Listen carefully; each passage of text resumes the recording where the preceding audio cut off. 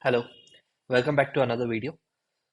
So this is part 21 of Airbnb Clone Ruby on Rails series. And in last video, we did this wishlist thing uh, only from the front end part, not from the back end perspective. And yeah, I got a couple of comments on my previous videos, the starting of this series, and they were really helpful. So yeah, those comments act as fuel. So feel free to comment more. And let's see uh, what we should do right now. Let me. I think I missed something. I remembered.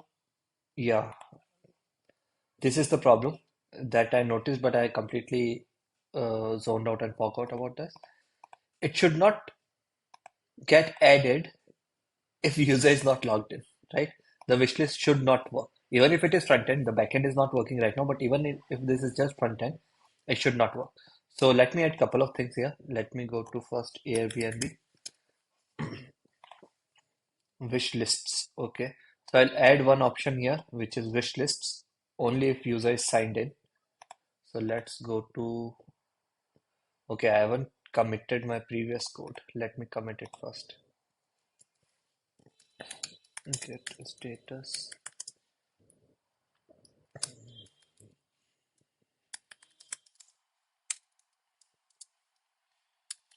part 20 design for wish list icon, because it's not about the page. Git add, git commit, because it is just a design part, so I'm writing design as a prefix and then added wishlist icon with controller. Git push origin. You can find all this code video wise on my GitHub. What's the issue? Okay, icon. Git checkout main. Git merge. Let's update all this. Git push origin. Git push origin main. Clear. Git branch. Git checkout dash b part 21, and this should be, what should we name it? Fixes for wishlist icon. Okay, let's start now. So the first thing that I was supposed to do was add wishlist if user has been signed in. So instead of logout, along with that, let's add. So we can remove this. We can remove this path and instead just write empty path, and we can write wishlist. Wishlist or lists? Wishlists. Actually, for us, it will be wish list because they are giving an option to create separate lists. That's fine. We are not giving that option. Let's refresh. Okay.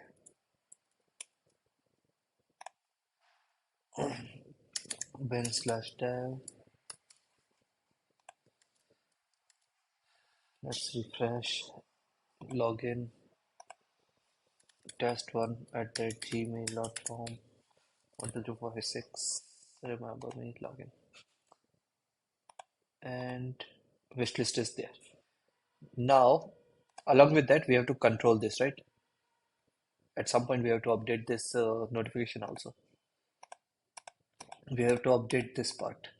So let's again log out from here.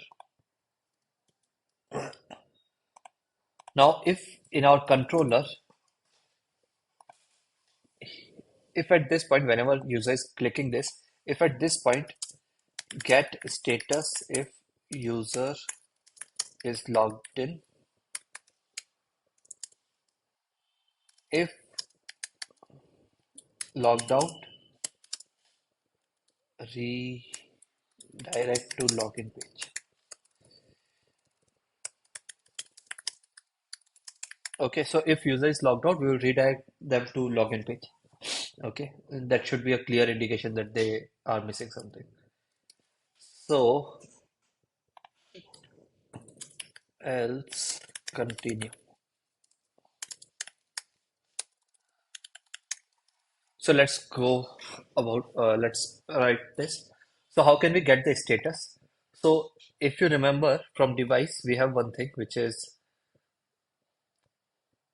we can get the status in our HTML file or in Ruby file anywhere in our Ruby code basically. So let's get that status of if user is signed in or not. Data user logged in equals to. Now let's write this Ruby code.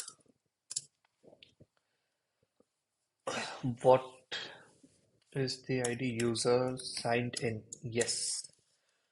You can use this question mark, you can remove this question mark, but it basically means that it is a query. It will return a true or false. It is just for developer experience to make it a bit better. Otherwise, it doesn't have any significance.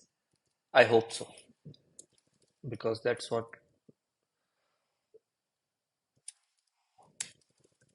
Okay, in this, it does have a significance.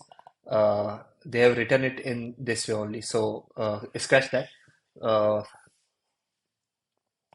Yeah, why did that do it? Anyways, scratch that. We have to use question mark with user signed in because it has been written like this in device only. But the significance of this question mark is same, that this is a query and it will give result true or false. So let's catch this data. So we earlier cached status, right? How did we catch that? We got this from this. I'm getting a call. Let me, yeah, using this data set, right? So let's get this. Const user logged in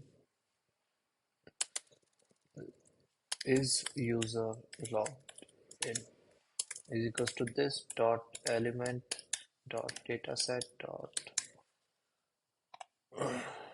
what's the name that we have written it as user logged in dash dash dash, so it will get written as user logged in.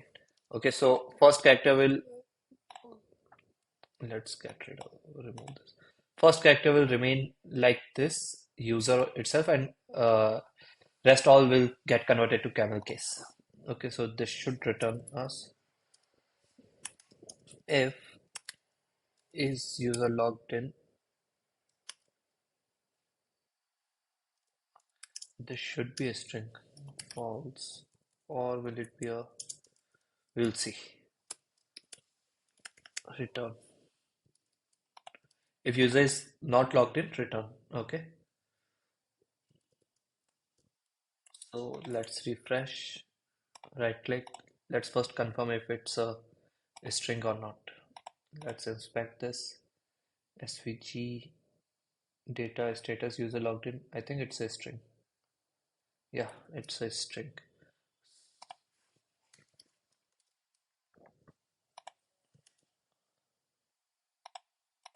It is still working. Is user logged in?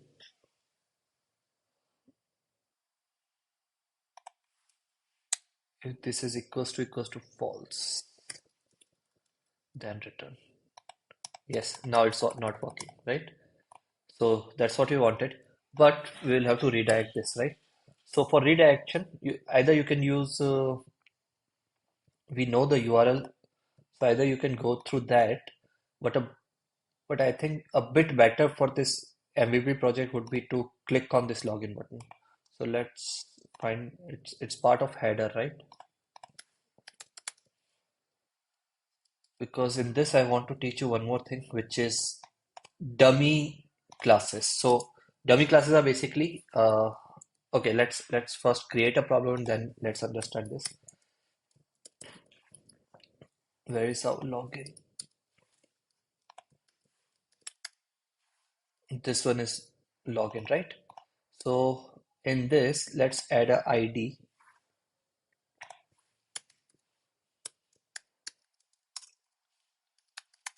login ID, for example. It's not the best convention, but let's use this for now. Okay. Now we will try to get that element. So document dot query selector hash this. Wait. Get element by ID, which is login ID. Okay. And in that, let's click on this directly. So click will represent that. If we click on it, it will automatically get triggered what it has to do, which is basically navigate to that page. So let's try this. Refresh. Something is wrong. What is this? Oh, comma is missing.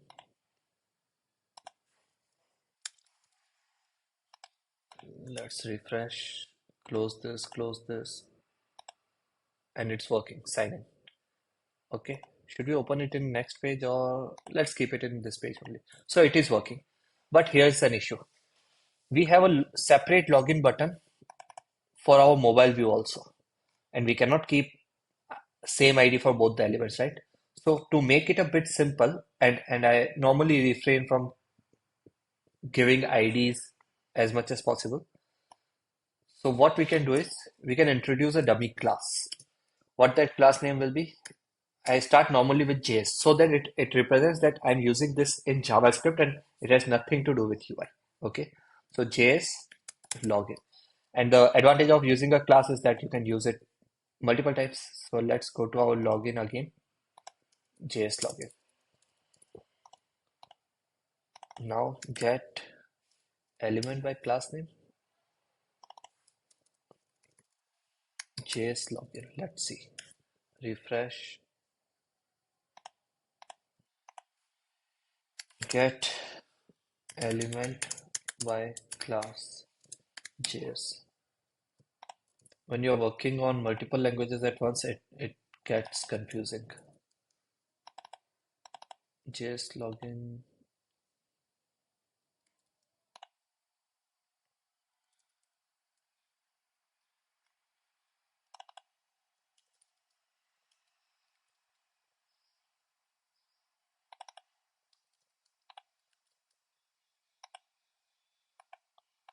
What's okay? Query selector.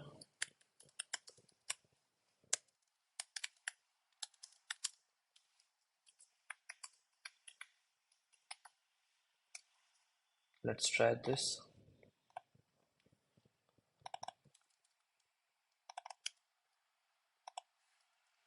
Dot JS class. Let's refresh. It's working. I'm not sure why that was not working. If you know, please feel free to comment in YouTube comments, basically. Okay, so now it's working, but at the same time, if we change it to mobile view, in that also it should work now. Yes, it is working. And in mobile view, we have a different issue. We are able to show two images at once. I'm not fully sure. We will see that when we focus on mobile view. Uh, okay, so that has been solved.